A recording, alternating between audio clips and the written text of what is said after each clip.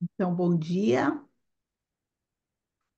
Nós estamos no nono capítulo da Humanidade no Limiar, no antigo livro, página 108. 113 no novo. Sim. E aí vamos fazer uma retrospectiva do que ficou para nós do pequeno guardião e do grande guardião.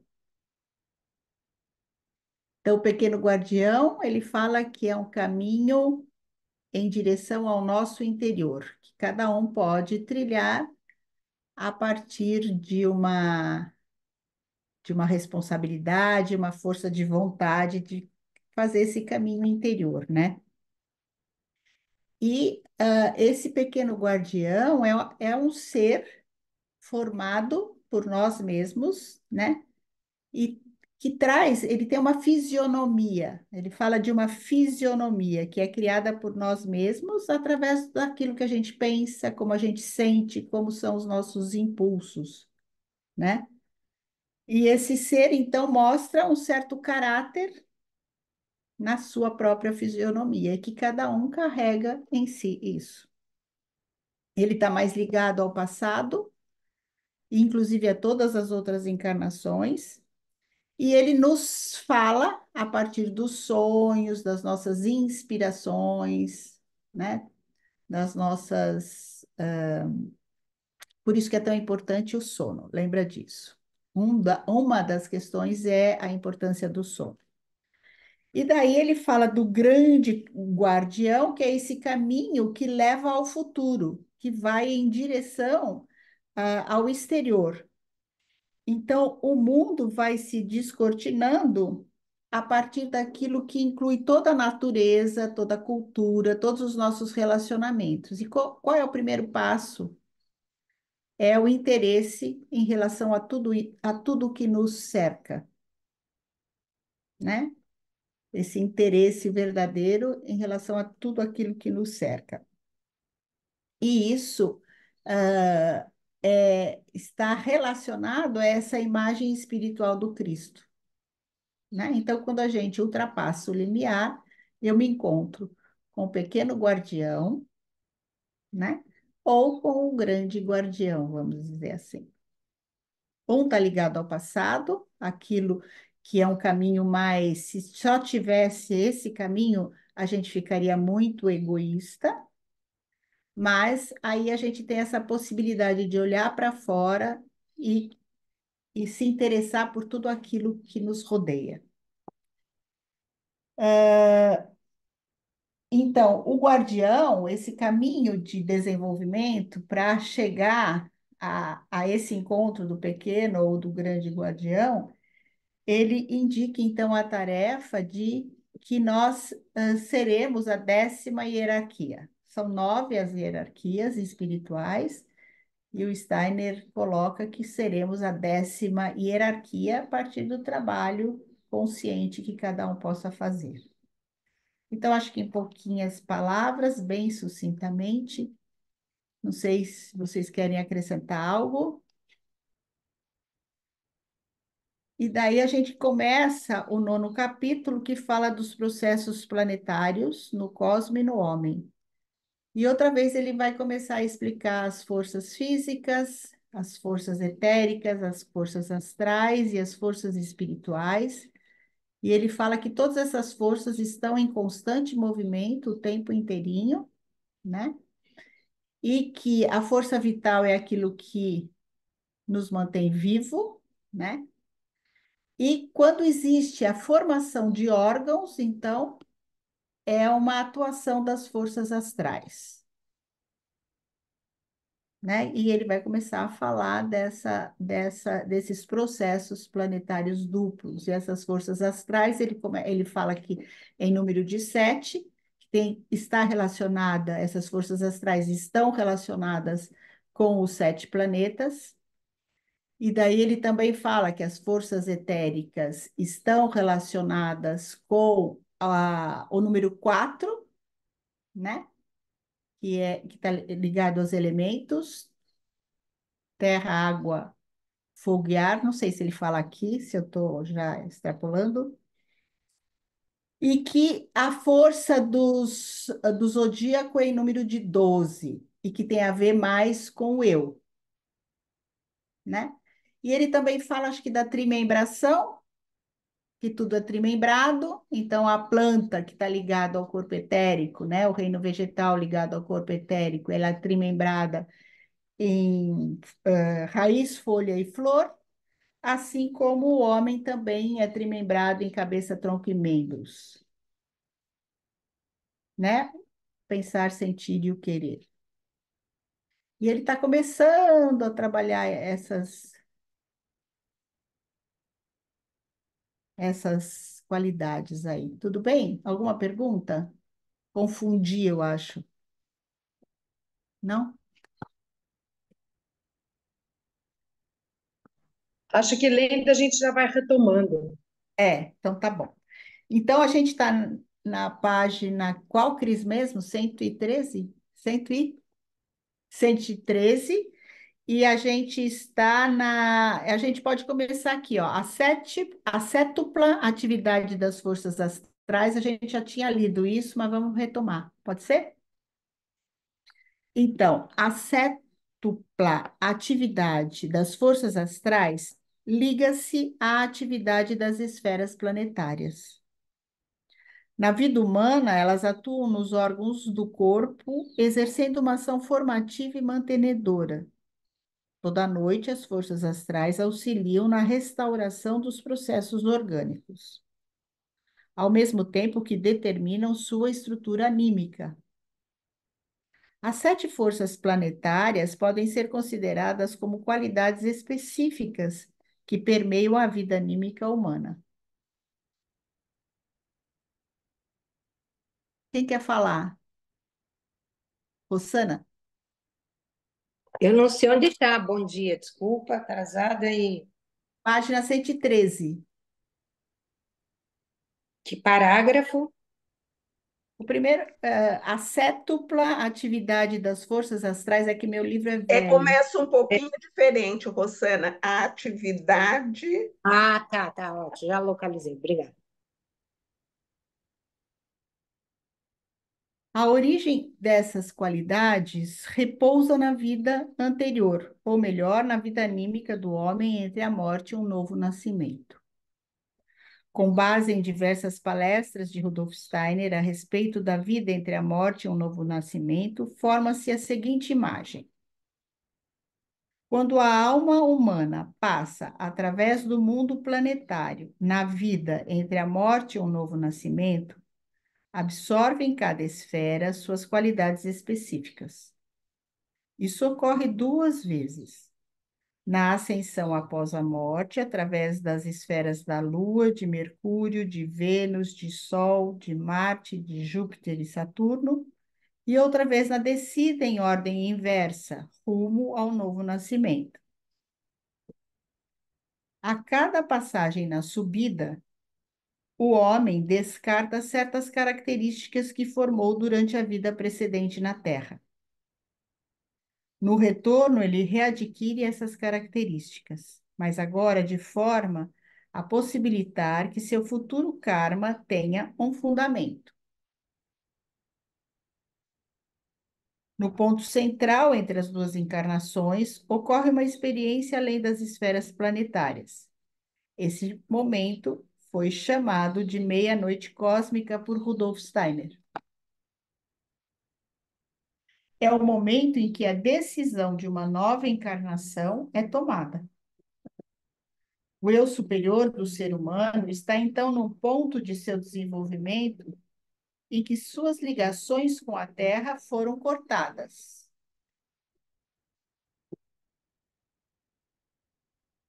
Nessa situação, ele deve decidir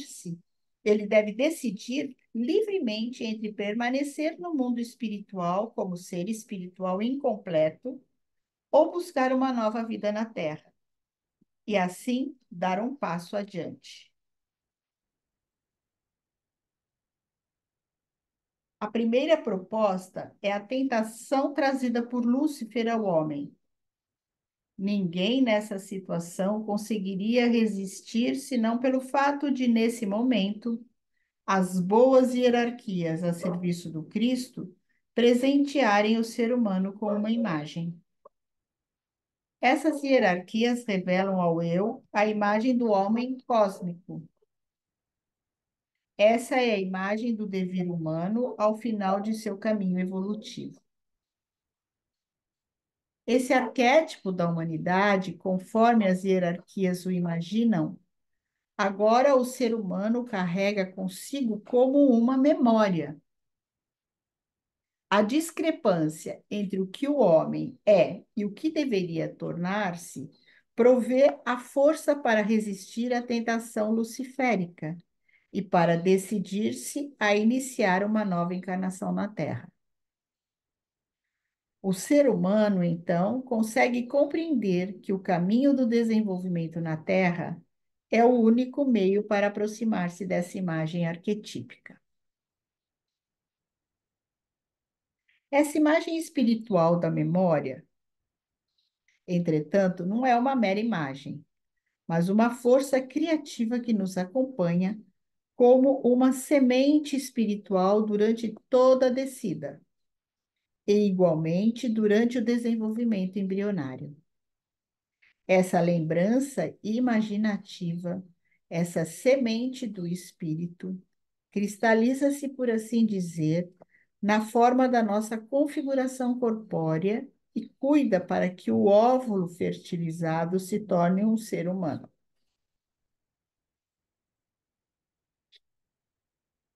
As qualidades das esferas planetárias juntas formam nosso corpo astral. Durante a descida, o eu atrai em cada esfera tantas qualidades quantas seu estágio kármico permitir. Uma vez que o eu tenha percorrido todas as esferas de Saturno à Lua, um novo corpo astral é formado para a encarnação em andamento. Nele se inscrevem nossas possibilidades e limitações no nível físico.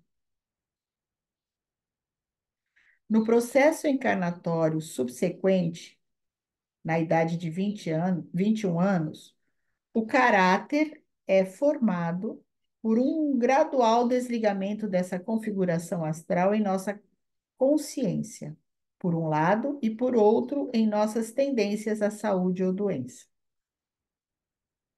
Ao mesmo tempo, o eu trabalha na transformação do corpo astral em alma da sensação. E, finalmente, nos rudimentos de um corpo astral purificado em forma homem e espírito. Isso significa que nesse processo de transformação ocorre uma sutilização da encarnação terrena. E por causa disso se torna possível uma sutilização do corpo astral. Em outras palavras, o homem começa a morrer a partir de seu nascimento. E esse processo de morte vai ficando cada vez mais forte, particularmente na segunda metade da vida, até que o espírito se liberte da encarnação na morte. A morte em relação à Terra é ao mesmo tempo um nascimento para o mundo espiritual. Portanto, distinguimos uma corrente astral descendente que toma forma no mundo espacial e uma corrente ascendente que se desliga. Ambas as correntes são descritas em seus aspectos qualitativos para cada planeta separadamente e também na conexão de suas atividades polares. Ao final, tudo será resumido em uma imagem da encarnação e excarnação do ser humano. Nos capítulos seguintes, como já foi mencionado, retornaremos a essas correntes. Tudo bem? os 7 processos planetários. Os 7 processos planetários podem ser organizados de acordo com a sequência de suas atividades, como se segue. Então, tem os processos planetários suprasolares, que são Saturno, Júpiter e Marte, são planetas exteriores. Depois tem o Sol, depois tem Vênus, Mercúrio e Lua, que são os infrasolares, que são os planetas interiores. E a cada um desses planetas está relacionado, então, um metal. Helena, só que aqui no texto não tem. É infrasolar, os interiores, É, e os outros exteriores é o quê? suprasolares, acima do Sol. Desculpa. Obrigada. Então, a cada um desses planetas está relacionado um metal. Saturno está relacionado ao chumbo, Júpiter está relacionado ao estanho, Marte a ferro, Sol é o ouro, Vênus cobre, Mercúrio, Lua prata. Com respeito à atividade interior dos planetas, onde podemos distinguir 3 pares de influências opostas, cada par tendo o Sol no meio como elemento ritmizador e harmonizador, nós lidamos com as forças planetárias como 4 processos. Primeiro processo é essa polaridade 1,7, Lua, Saturno e Lua, e o Sol está no meio. Segundo processo é Júpiter-Mercúrio, e o Sol no meio. Terceiro processo, Marte e Vênus, Sol no meio. E o quarto processo é o Sol no meio por si só. Mas ele vai explicar daqui para frente, né? Porque esses planetas, eles são, podemos dizer assim, opostos complementares na atuação, na formação dos órgãos e tudo mais, e na relação da vida anímica. Mas ele vai explicar aqui, tá bom? Os 7 planetas representam 7 mundos qualitativos, 7 qualidades, 7 princípios atuantes. Para entendermos isso, é preciso imergir inteiramente nas qualidades específicas e sentir o impulso do movimento planetário no interior do nosso caminho sensitivo. Então, Saturno e Lua. Primeiramente, será descrita a atividade de Saturno. Visto da Terra, Saturno é o planeta mais distante, assim como a Lua é o mais próximo. Ambos são portais. Saturno é o portal entre a atividade planetária astral e a influência das estrelas fixas. A Lua é o portal entre a esfera planetária e a influência etérico-terrena. Em qualquer lugar que o espírito queira impregnar sua substância, cabe a Saturno dar a direção e as forças encarnatórias. Saturno atua de cima para baixo, acompanhando cada processo encarnatório vindo do mundo da meia-noite cósmica, através do portal do nascimento, atuando fortemente nos primeiros 30 anos de vida. Esse é um processo de natureza sublime, pois com a ajuda de Saturno, o espírito pode manifestar-se até a morte da matéria. No homem, Saturno trabalha no sentido de fazer dele a imagem de seu eu espiritual individual. Saturno age através do corpo, de cima e por trás, terminando no esqueleto. Com isso, o esqueleto é a imagem morta do eu. O esqueleto é magnificente porque nos revela essa imagem do eu. Se Saturno atuasse sozinho, o homem se tornaria, após a idade dos 30 anos, uma espetacular estalactite.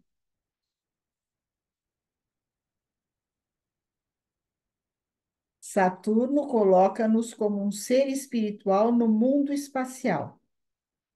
Ele atua durante todo o desenvolvimento do homem antes do nascimento.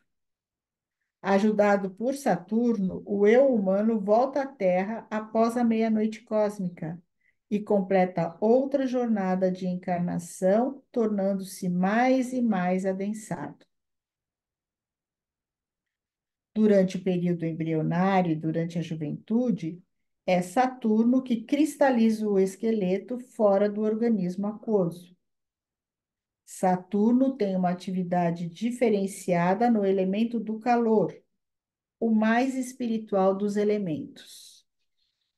Onde Saturno dilui o calor, a substância cristalizada osso é criada. Onde ele adensa o calor, o lugar de origem do portador do calor, o sangue, tutano do osso, é criado. No interior do físico, no esqueleto quase morto, o sangue nasce na medula óssea vermelha. Esse sangue vermelho vive aproximadamente 3 semanas, quando então se desintegra no baço. Isso faz do baço a terminação do processo saturnino. E, portanto, o órgão saturnino por excelência, no qual o processo de Saturno morre. Podemos, pois, distinguir 2 processos saturninos no homem: o processo saturnino de encarnação, que conduz à imagem da morte no espaço, o que equivale a dizer, mediante esse primeiro processo saturnino, o homem, o eu, morre no espaço. O processo saturnino da ressurreição, que oferece ao eu a possibilidade de cumprir seu karma no tempo, por meio do sangue.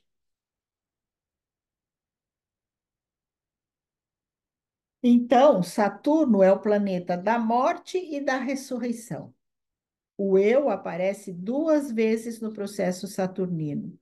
Primeiramente, como uma imagem no espaço, como esqueleto, e outra vez como imagem no tempo, vivendo no sangue e expressando-se na biografia. Resumindo, podemos usar 2 símbolos. Saturno traz o espiritual para dentro do plano físico, mas no curso do destino conduz o espiritual para fora do físico novamente. E assim realiza a ressurreição, a conquista da matéria pelo espírito. Bem esotérico, né?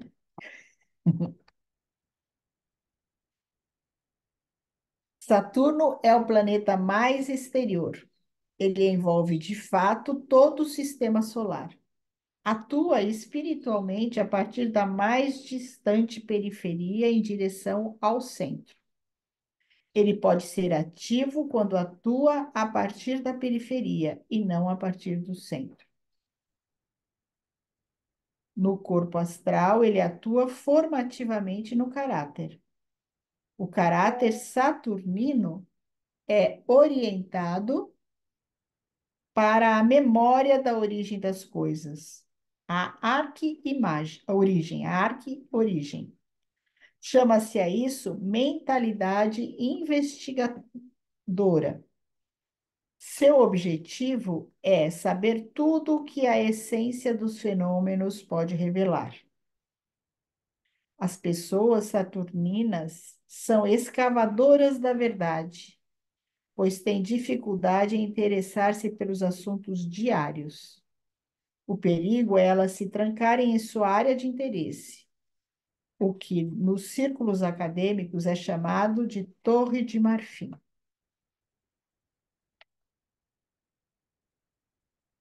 A força escarnatória de Saturno atua na fase da vida após os 56 anos. O que conta, então, é o que, o que conta, então, é a pessoa ser capaz de apropriar-se da própria biografia e seguir até o fim. Isso significa sacrificar tudo o que não seja essencial. A força de Saturno em nosso caráter traz a ressurreição ao espírito. Então, esse é Saturno. Tudo bem? Posso continuar? Então, eu acho que o que tem que ficar é o seguinte: essas qualidades anímicas de Saturno, né? A gente encontra essas pessoas que são vão mais em busca da essência, né? São investigadoras, querem a busca dessa verdade a todo custo, fazem perguntas essenciais, né? São pessoas mais, não são pessoas tão extrovertidas, são pessoas mais introvertidas, vivem mais dentro da própria essencialidade. Então, acho que isso é importante. O órgão de Saturno é o baço, então, como vocês viram, ele trabalha nessa dupla questão que é o osso e o sangue, o osso com essa força mais de contração e o sangue essa força mais de expansão, mas que é levada, que leva mais ao futuro, embora Saturno esteja muito ligado ao passado. Então, acho que por aí acho que fica mais fácil a compreensão, tá? E a polaridade, então, complementar é a Lua, que a gente vai ler agora. Então, o segundo processo a ser caracterizado, o oposto ao de Saturno, é o da Lua. A Lua mantém certas características que atuam há várias gerações. Os processos lunares trabalham na procriação e na hereditariedade. A Lua vive na reprodução. Se um novo organismo é criado a partir de um velho, se uma célula produz outra célula, onde quer que haja evolução de célula após célula, aí as forças da Lua estão atuando. A característica essencial da Lua é a reconstituição interminável, a reposição do que existia antes. Esse é o ideal da hereditariedade. É a cadeia de gerações multiplicando-se horizontalmente sobre a Terra, subsistindo através dos tempos, uma após outra. Onde quer que haja crescimento expansivo, a Lua está atuando no organismo individual, sob forma de crescimento pela divisão celular, em vários organismos pela reprodução. Se no organismo humano apenas as forças lunares agissem, o homem se tornaria uma grande bola proteica. As forças de crescimento continuariam ad infinitum. O processo lunar no homem, entretanto, encontra seu limite na pele. Do lado exterior da pele, sua atividade cessa. Irradiando a partir da região da bexiga, ele atua nos órgãos reprodutores e no ser humano inteiro, pelo avesso, de dentro para fora, através da pele.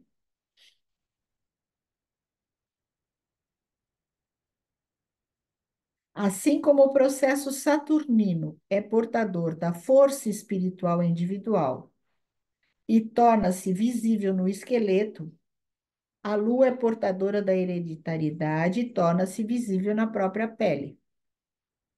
Repare como a hereditariedade se manifesta na cor da pele, acima de tudo.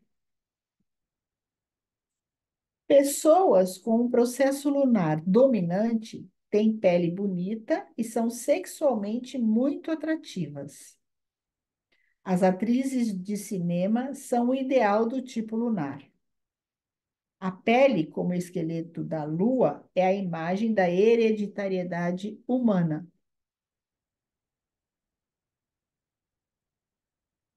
O processo da Lua tem um efeito diferenciado nos processos de vida, assim como os processos de Saturno têm um outro tipo de efeito sobre o elemento calórico.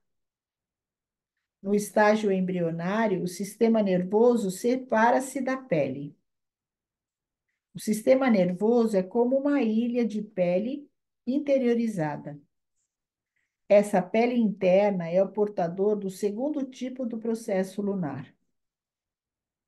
Por intermédio do sistema nervoso, o mundo externo é refletido internamente e trazido à consciência como uma imagem. Para compensar essa reflexão morta, os processos vitais são trazidos de volta. Dessa forma, o cérebro, uma ilha de pele no ser humano, aparece como o órgão lunar onde as forças da Lua terminam.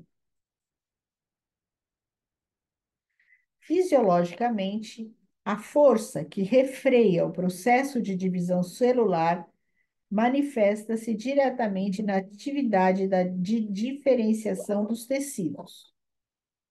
O sistema nervoso é o mais diferenciado de todos. Nesse potencial de diferenciação, o organismo vem a ser uma imagem de seu arquétipo espiritual.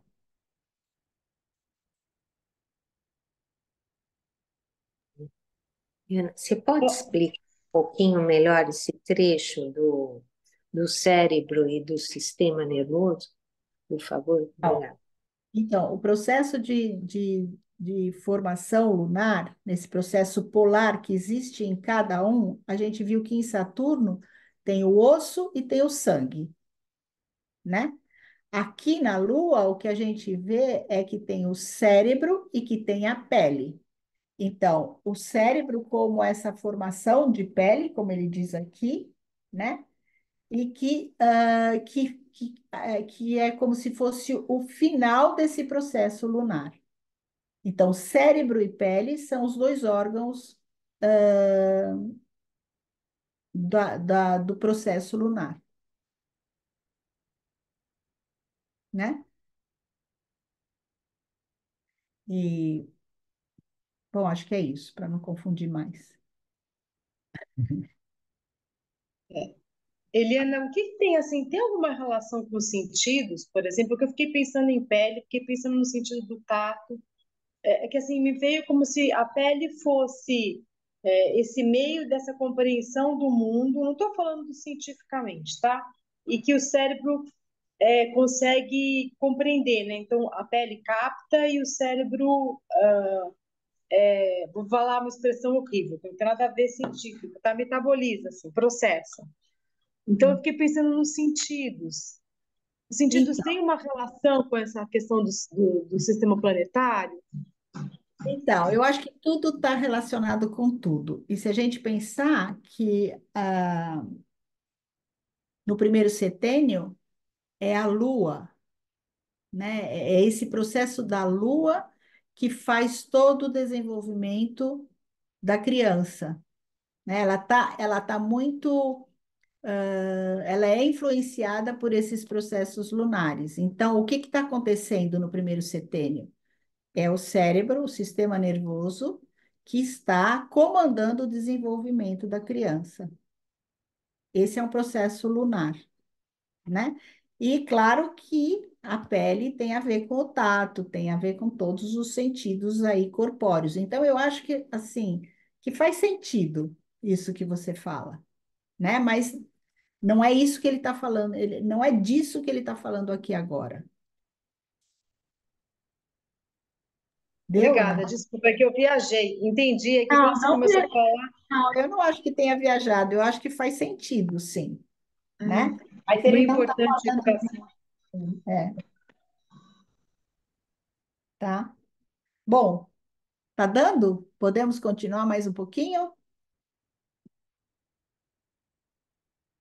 Tá. Então, eu estou aqui, né? A Lua, portanto, é aqui, né, Cris, que eu estou? A Lua, portanto, tem também dois aspectos. Um em que ela flui na maré do tempo, reforçada como hereditariedade, corrente reprodutiva e repetição interminável. E um segundo aspecto no qual a vida é refriada e torna-se um espelho. A Lua reflete a luz do Sol. Prata é a substância usada na fabricação do espelho. Enquanto a fotografia, em analogia à prata, preserva imagens do mundo exterior. No corpo astral, a lua tem um efeito na formação do caráter. As forças lunares criam o filisteu ou o burguês, a pessoa que se interessa apenas pela aparência, por uma rotina garantida, a pessoa conservadora. Como já foi mencionado antes, essa orientação para o externo ocorre no mundo do cinema e da televisão. Glamour na aparência, interior vazio. O jogo da sedução é forte, mas puramente aparente. A unilateral pessoa lunar apresenta dificuldades nas relações mais profundas, permanecendo sempre playboy ou símbolo sexual. O suicídio é um escape frequente à sensação do vazio interior. O outro lado, escarnatório do caráter lunar, conduz à reflexão, à abstração, à intelectualização. É a pessoa que sabe tudo, mas não é capaz de ter insights a seu próprio respeito. Os estudantes as conhecem como aquelas que memorizam todas as palavras, mas são incapazes de responder às questões sobre si próprias. Na vida do sentimento, a lua pode provocar fantasias descontroladas, sem qualquer coerência. Essa fantasia é, além disso, vazia de significado, enquanto a pessoa saturnina consegue ir fundo na busca de respostas. O tipo lunar é o conservador, o guarda-livros. Ao vivermos com as qualidades desses processos, vemos como Saturno e Lua se entrelaçam. Saturno coloca-se como a imagem do eu, da individualidade, no espaço. Essa imagem representa um processo de morte. O homem, então, tenta ressurgir inscrevendo sua imagem no tempo em sua biografia. A Lua oferece o não individual, o princípio da hereditariedade no fluir do tempo. E o eu supera essa cadeia de gerações, contrariando a corrente da vida e acendendo a imagem do mundo exterior. Então, Saturno 1 é a encarnação no esqueleto, portanto, a morte como uma imagem no espaço. E está relacionado à Lua 2, repressão do processo de reprodução pela diferenciação de tecidos, consciência reflexa no espaço. Saturno 2 tem a ver com a escarnação, superação da morte pela ressurreição no tempo, biografia. E a Lua 1, reprodução, repetição contínua no tempo. Saturno e Lua juntos entrelaçam-se nos segredos de espaço e tempo, da morte e da ressurreição, de flutuar na corrente do tempo e acordar na consciência.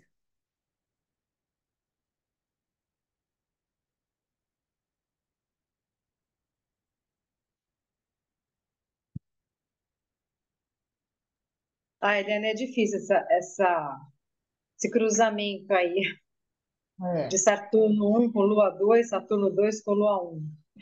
sim.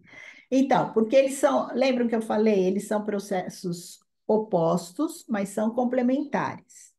Então, enquanto um, em algum momento, lida com a morte, o outro está lidando com a vida. Então, Saturno, lembram, ele é o portal lá de cima, né? Ele, a gente é o portal da morte, vamos dizer assim. Ao mesmo tempo que é o portal da possibilidade de ressurgir, porque lá em cima você entra, então, em contato com essa pergunta assim: e agora, você vai ficar aqui mesmo? Lúcifer fala, fica aqui. Mas ele vê Cristo que fala assim: bom, a possibilidade de você melhorar é só lá embaixo, né? Então ele resolve descer. E ele vai descendo e vamos passando por todas as esferas, até que no portal do nascimento a gente entra na esfera da Lua. Então, eles são dois portais, né? A Lua e Saturno. E Saturno tem essa característica, então, que ele mesmo fala da morte e do renascimento. A morte, aonde a gente vê isso? Nos ossos, no esqueleto. Ele atua, né? Nessa coisa que o osso é só morte, né? Mas se ele fosse só morte, como é que seria? Mas o que que ele tem? Ele tem o tutano, né? Como ele diz aqui, que é o sangue. Então ele tem osso e sangue, morte e ressurreição. E isso traz uma característica aqui na Terra das pessoas que são mais saturninas. Como elas são? Como é que elas são? Elas são mais investigadoras, né? Elas não vão fazer uma pergunta qualquer, elas querem ir lá no fundo, né? Elas querem fazer essa compreensão. E a Lua, por outro lado, também traz uma característica para o ser humano aqui na Terra. Então, eles se complementam. Então, se a gente sair dessas palavras aqui, que são difíceis realmente, mas se a gente olhar essa complementação de um e outro, fica mais fácil. Então, quais são as características da Lua? Então, a Lua, se ela é a hereditariedade, né? E é a multiplicação. Então, se ela ficasse se multiplicando sem que algo a contivesse, ela continuaria se multiplicando. Então, o que que contém? É a pele. A pele traz essa concentração. Ao mesmo tempo que o cérebro também, ele fala aqui que é um. Agora não vou me lembrar o termo, mas ele fala que é algo. Onde está escrito isso aqui? Que é uma pele abundante, vamos dizer assim, nesse sentido. E o cérebro também é aquele que ele reflete para nós todas as nossas ideias. Então, também tem essa característica, né, desse espelho. Então, a Lua está exatamente nessa atuação da pele e do cérebro. Quais são as características que isso traz para a gente aqui? Quais são as qualidades de alguém que tem muita lua, vamos dizer assim?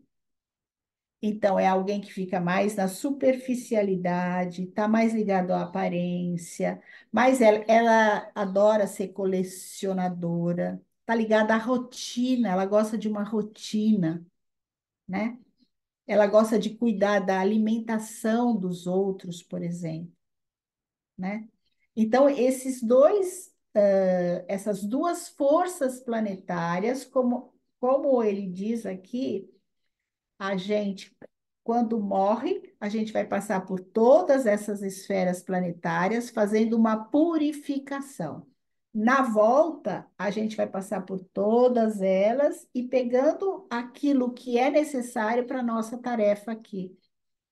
Então, por isso que eu venho com qualidades mais lunares, com qualidades mais saturninas, ou e os outros planetas que a gente vai ver depois. Então, é isso que é importante a gente, acho que fica mais palpável, né, Cris? A gente entender o que que eu tenho de Lua, por exemplo, e o que me falta de Lua. O que que eu tenho de Saturno e o que que me falta? Está demais o meu Saturno? Que eu fico lá dentro de mim o tempo todo buscando a essência das coisas, nessa profundidade o tempo todo e esqueço de olhar um pouco para fora, né? Então é isso que eu tenho que harmonizar ao longo da vida. E essas forças planetárias aparecem mais fortemente no terceiro setênio. Então acho que fica um pouco mais leve, né? Porque realmente é bastante esotérica a explicação da formação dos órgãos e tudo mais, né? Entendi, é que antes, assim, para mim, eu tinha a impressão que só tinha atuação de alguns planetas. Agora está fazendo sentido, né? Na verdade, a gente tem todo esse processo, todas essas fases, né? Fases, né? São As complementares os planetas, né? qualidades, nós temos todos eles. Todas elas, tá? Entendi, entendi. Qual é a fase de maior atuação da Lua? É o primeiro setênio. A fase de maior atuação do Saturno é lá no nono setênio. Tá, tá. Mas aí essa parte complementar, você fala que ela é bem presente no terceiro setênio, é isso? Não, a atuação de todos os planetas aparecem no terceiro setênio. Todos eles Ah, aparecem. tá. Eles Entendi. aparecem. Tinha entendido errado. Agora ficou claro.